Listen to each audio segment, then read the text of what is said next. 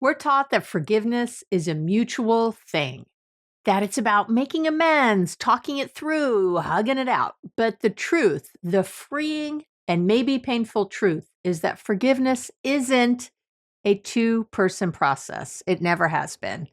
Today, you'll learn all about reclaiming forgiveness as something you do for you. You'll learn the big mistake you're making when you're trying to forgive. It's why it's been so hard to do before. And my 5 steps to practice forgiveness as a one-person process. So stay tuned. Welcome back to the podcast. And this is the first episode of season 8. And my seasons are a year. So it was 8 years ago that I decided to do this crazy thing and start a podcast when I didn't even know what a podcast was and I had never listened to one. And here we are, oh my gosh, 180 plus countries later around the world, millions of downloads. It's incredible. Just never could have imagined being here. So thank you for listening. And this season is going to be great. And I'm starting out strong. I notice that there's often things I'm talking a lot with my clients about. I think that's one of the things that makes me special, maybe in this big world of podcasting, is that I still see clients. I've been doing this for 40 years.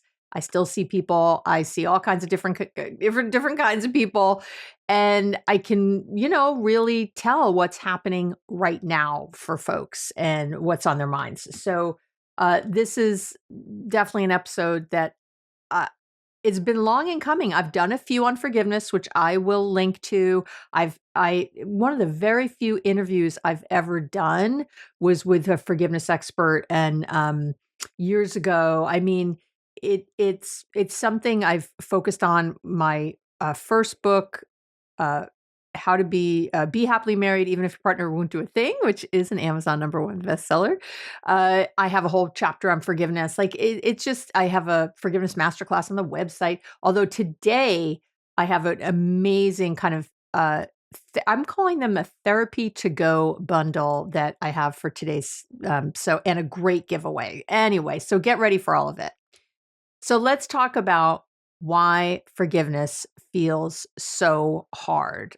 Um, let's start with this. Forgiveness is hard, I think, because it feels unfair, right? Someone causes you pain and you're the one expected to do the emotional heavy lifting. It seems, right? It seems wrong. You're supposed to be the bigger person, let go of resentment and move forward, while they may never acknowledge what they did. Really, that's, I think, what gets in the way. And that cognitive dissonance, that's what we psychologists call it, the clash between the pain you feel and the pressure to release it, is creating your resistance. You think, well, why should I have to do the work to feel better when they did the damage? But this resistance comes from a misunderstanding. That's what I've come to understand. Because, and here it is, here's the drum roll moment of the podcast. You're confusing forgiveness with reconciliation. And I'm going to say that again. The reason you've been having all the trouble you've been having is that you have been confusing forgiveness with reconciliation. Reconciliation is a two-person job. It's a mutual act. It requires two people, one to own the harm and the other to be open to rebuilding trust, right? That's what you have to have. It's reconciliation is about, again, acknowledgement, building trust again, learning, coming back and forth, coming to an understanding. That's reconciliation. But forgiveness is internal. It's an individual choice. It's a choice. And there's a book, Forgiveness is a Choice, and that's the expert. I don't know why his name is escaping me right now. I'm so embarrassed. I cannot remember. He wrote Forgiveness is a Choice. Time magazine called him the forgiveness trailblazer because his research was so impeccable. I will link, I promise. I'm so embarrassed. But anyway, I did interview him for the podcast, but he wrote this book, Forgiveness is a Choice, because it is. And I know it doesn't feel that way. And you know me, I'm going to be very straight talking with you and I'm going to tell you what's what. It's an individual choice to stop letting the pain dictate your emotional life. It's not about pretending the hurt didn't happen. It's about saying, I won't keep living in it. The emotional labor of forgiveness is yours. Yes, but so is the freedom that comes from it. No one else gets to grant you peace. That power has always been yours. And I know you've been thinking it's someone else and it's not. So let's talk about the biology. You know me, I want to get to the science of it. The biology, there's a biology of holding on. There's a reason you hold grudges even when you say you want to move on. Your brain is trying to protect you, right? When you remember an interpersonal betrayal, some kind of a violation something you consider a violation, it activates the same parts of your brain involved in physical pain. I want to say, right? Say that again, right? Yeah, same parts of your brain involved in physical pain.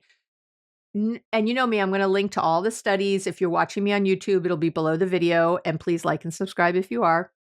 And if you're on our website, on my website, it's all there on the page. And we're gonna, by the time you are listening to this, we'll be putting the blog and the podcast kind of all in one page. So there's no more sort of switching back and forth between a blog page and a podcast page. It'll be much easier. We're going to streamline things. But you'll see all the research I quote will all be there. All right. So there's a lot of research. Neuroscience studies show that recalling an offense stimulates something called your anterior cingulate cortex and insula. These areas are the same areas that light up when you're physically hurt. Okay, I know. So in other words, the memory hurts. It's not just emotional, it's biological. Your amygdala, right? That's the fear part of your brain. Your brain's threat detector. I talk about it a lot. It also is getting involved in it's also coming into the chat. Since your amygdala processes emotional reactions like fear and anger every time you think about what happened. Okay. So your body responds like you're in danger again. And this keeps you in sort of it's maybe mild, but it's a persistent state of fight or flight. And therein lies a lot of the biology and the problem. But here's the hopeful part. Forgiveness shifts your physiology. Again, tons of research. Thank God there's been so much research on forgiveness at this point. Research has shown that people who practice forgiveness, I get this, okay? I'm just going to give you a few, have lower levels of cortisol, that's your stress hormone, lower blood pressure, fewer physical symptoms of illness, okay? They sleep better, they experience less anxiety, they experience less depression. So letting go, it's not just psychological, it's somatic, right? It's biological and psychological. You want to forgive because it's not about, again, condoning the offense. It's not about that. It's about You want to forgive because it's about disarming your nervous system that has been like hooked in. Again, maybe mildly, but it's been hooked in. And it's about feeling better. When you can disarm your nervous system, you start feeling better physically and emotionally. So that, you got it. So you got to do it. um, And you know what? I want to talk about this. I found that sometimes people need to forgive and they don't realize it. So let's talk about that before we move on. Forgiveness isn't always about dramatic betrayals or, major life events. Sometimes the things we most need to forgive are kind of those quiet, lingering resentments we've carried for years, maybe without noticing. So, for example, have you ever replayed a conversation from months or even years ago and felt your stomach kind of tighten or your stomach drop, right? Have you ever thought about someone who should have known better and maybe felt your jaw clench a little bit? Maybe you felt bitter when a coworker or a sibling or a partner didn't acknowledge your effort, didn't show appreciation. Um, One that comes up a lot is still resenting your parents for how they handled something maybe when you were a kid. So again, it might not be there every moment of the day, but it's kind of any resentment, really, anything that comes up again. These are all signs that there's probably something to forgive. And forgiveness doesn't require that the offense be recent or even intentional. It doesn't matter if the person, meant well or if they've moved on. If you're still holding on emotionally, then there's something there. Okay, there's something there. So this is my rule of thumb, and I believe this deeply. If you, again, and I kind of just said it, if you feel any kind of resentment, forgiveness is needed. Resentment is a signal that you're still carrying emotional pain, and you know, uh, forgiveness is how you set that down. Is how you put that pain down. Okay. So how do you know? So how do you know you need to forgive? It's because, again, forgiveness isn't just about the big stuff. It's not just for the big stuff. So sometimes the things you need to forgive are subtle. The signs, again, are often emotional. Sometimes they're physical. Sometimes they're behavioral. So you might feel, I want to give you more examples because I find that I work a lot with clients and I'll say, you really need to forgive this person. They're like, no, it's not like that. It's not that big or it's not that dramatic. And I'm like, you're misunderstanding forgiveness then. So if you feel tension or anxiety when someone's name comes up, how's that? That's one. If your boss's name comes up or your mom's name or someone else comes up on your phone or something, or you hear it and you feel a little bit of tension, guess what? A little anxiety, probably there's something to probably forgive there. That might sound crazy to you, but I'm telling you, you're going to feel better if you do. If you avoid certain places, topics, conversations because of past pain. If you replay scenarios and imagine, oh, I should have said this or I should have done that. If you find yourself trying to, let's say, win interactions or prove your worth with someone, again, probably time to forgive. If you feel drained or emotionally hijacked after seeing or even thinking about a certain person, probably something to forgive. So sometimes we say we moved on, but our nervous system hasn't caught up. So this is the key question to ask yourself. And what I do with my clients, I'll say, is this still living in me? Just sit with that. Close your eyes. Is this still living in me? Because you'll know the answer right away. If the answer is yes, it's probably time to at least explore forgiveness. Again, not for them, but to lighten your own load. Okay. So let's talk about a few of the myths that keep you stuck. And again, I did a lot more of this in previous episodes, which I'll link to. So forgiveness is a thing for you. Maybe listen to the past episodes also.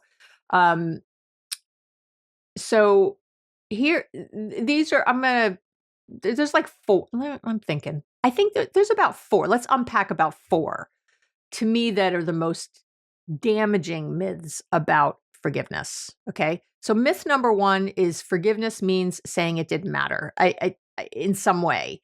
And the truth is that forgiveness doesn't deny the harm. It doesn't. In fact, I think it acknowledges the full weight of it.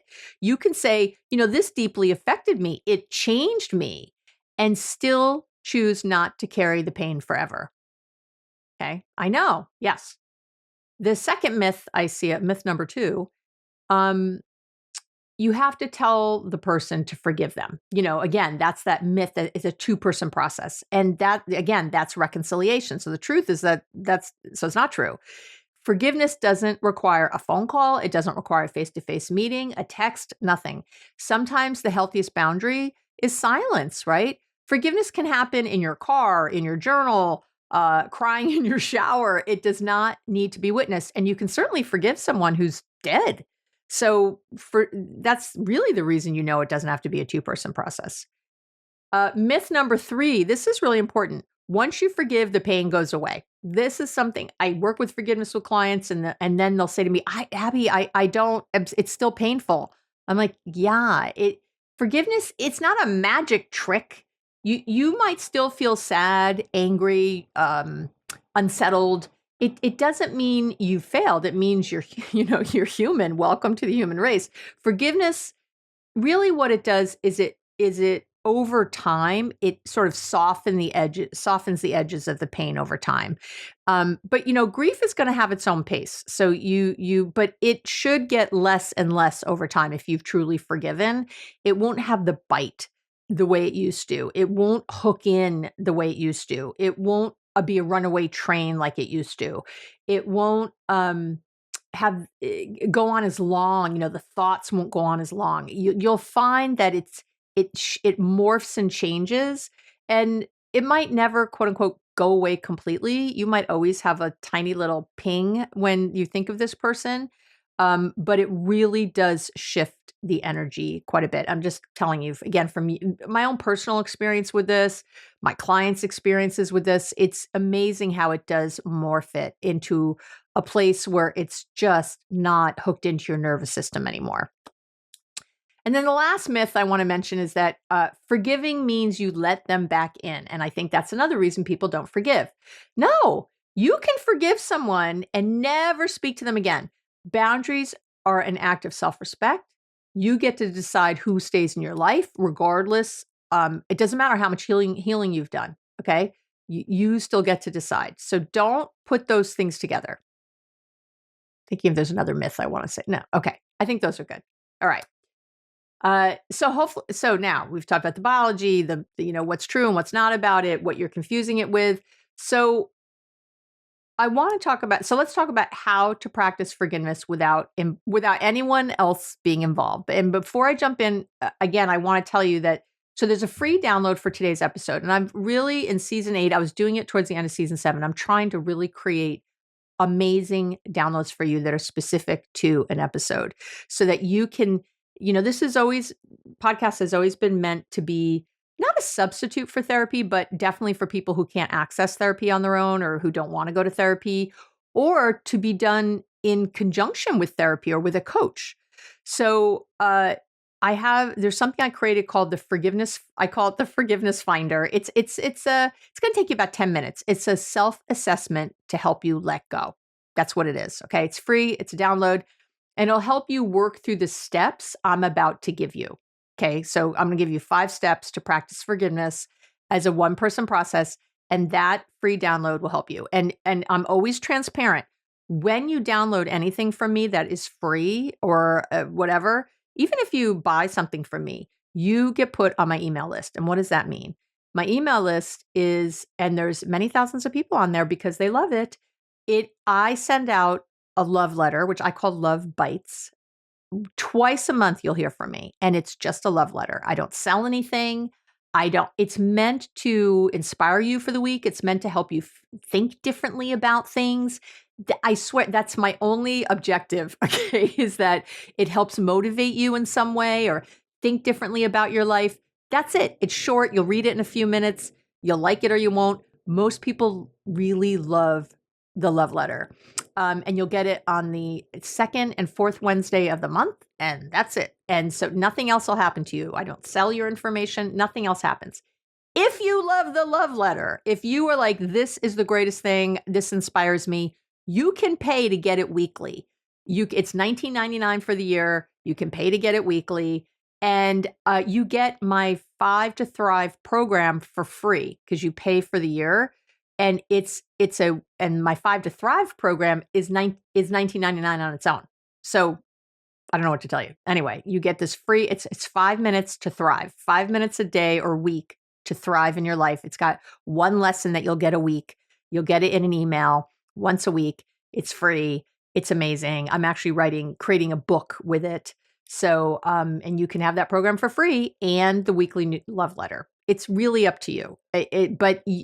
There's no hard sell. There's nothing else if you want it. Okay. So I just like to be transparent about what's going to happen if you download something so you're not surprised. And you can unsubscribe, obviously, at any time. It's not hard. I'm not going to notice.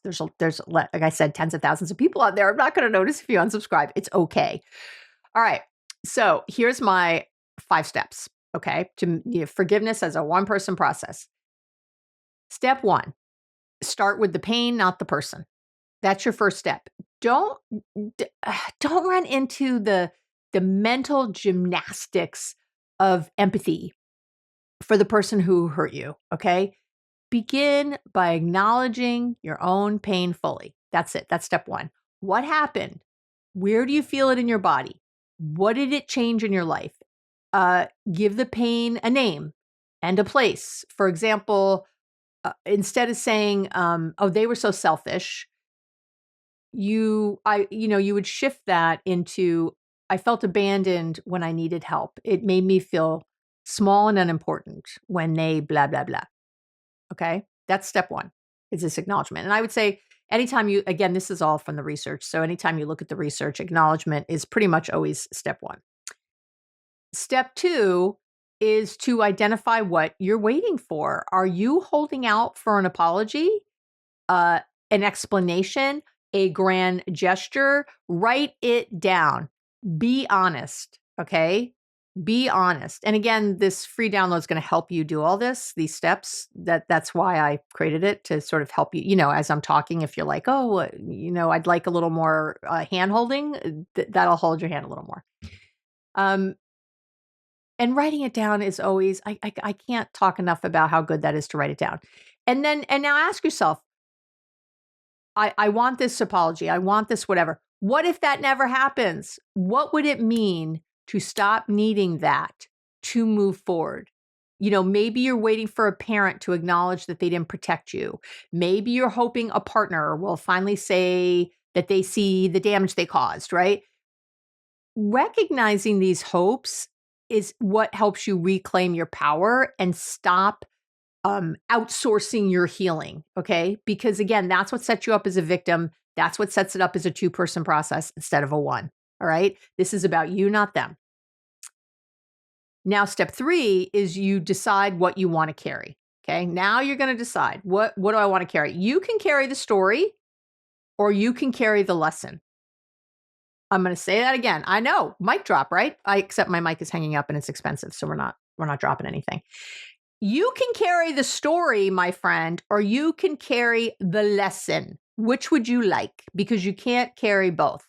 So telling the story over and over about how your partner cheated or blah, blah, blah, and this is why I'm so mad, or this is why I'm so hurt, or this is what, you can keep telling that story. And I'm not saying it's not helpful to tell the story, but if you've been telling the story more than once, if it is still, again, activating your nervous system, you need to let go of the story and start carrying the lesson of what you learned. You don't need to carry both the pain and the person, right? Forgiveness is really like setting down that emotional backpack you've been carrying that's been weighing you down and walking a little lighter, right? Even if the scar stays, you're probably going to have a little scar there, depending on how bad this thing was. Your internal dialogue might sound like, I don't excuse what happened, but I choose to move forward without replaying it in my head every night. How's that? Something like that. All right. Okay. Step 4 is to use some kind of imagery to release the grip. Again, this is from the research. Again, I'll link to all the research. So you can imagine like cutting a rope, unlocking a door. You can imagine tossing a heavy stone into water. You might write a letter and burn it. You might I had a client once write a letter, rubber band it to this big rock and throw it into this river near her home, right? This deep kind of rolling river, something like that. That is a great sort of ceremony. You might stand in the shower, and this is another one of my favorite ones. You stand in the shower and visualize the pain washing off of you. I've had many a client have a major cry in the shower doing this. These are rituals. Rituals have been in every religion since the beginning of time, every spiritual path since the beginning of time, because rituals work. That's the reason rituals have stayed. It's not because people are stupid or something. It's because they work. They do make you feel better on the other side, or different on the other side. I shouldn't always say better. You're not always better, but you're different. Something shifted. And that's what we're looking for. We're looking to get out of the pain loop, right? And these rituals don't have, like, it's not like they're dramatic for drama's sake. They create, what the research shows is that they create a container for emotional movement. We're trying to move something. We're trying to shift something, right? Your brain responds to them the same way it responds to a lived experience, and that's why they are so effective. Okay? All right. And then step 5 is don't rush it. Forgiveness does not have a deadline. Some days you'll feel resolved, other days the memory will hit hard again. And that's not regression, okay? It's revisiting. Because healing is cyclical. It's not linear. It's not a straight line. It's not a straight anything. It is sort of cyclical. What you want is a healing trend. It's not a straight line, but a trend towards overall feeling better and healing. You got to keep showing up for yourself. A moment of anger, crying, rage, whatever, it doesn't cancel your progress. It doesn't. It's just one more layer. It's one more layer to be witnessed, met with compassion, and I hope gently released, right? Yeah. So, okay. So, here I want to wrap up a little by saying this. Forgiveness, it's not a group project. It doesn't require consensus. It doesn't depend on whether they ever get it. You get to feel better even if they never feel sorry. You get to heal if they're off living their best life like nothing happened. I know that can feel impossible right now, but I'm telling you, I promise you, it can. You need to do the work, but you absolutely positively can. Because at the end of the day, again, forgiveness is a one-person job. It's an act. I think it's an act of self-liberation. It is. It's an act of fucking self-liberation. It's the decision to stop rehearsing your pain, to stop being a victim, and start reclaiming your peace. And I'm not saying you weren't victimized. I understand there's some pretty horrible things that take time to forgive. I am telling you, I've had people who were raped, incest. I mean, some pretty horrifying, horrifying things. And there's research on them too. It's not just me and my clients. I mean, the research is robust on this. You can.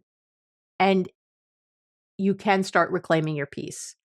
And so, I want here's to, here's to loosening your grip, even just a little. You have carried this long enough. It's you deserve to move forward. Okay. So I want to remind you of the download, and I want to say that if this is an area where you need a lot of support, I am going to highly recommend you download today's therapy to go bundle. I think I used to call it like a masterclass. So if you're listening and thinking this is hitting home, I probably need to dive into this a little more. Don't just sit with that. Do something with it. And I have this. Start with the download if you want, but I have this therapy to go bundle.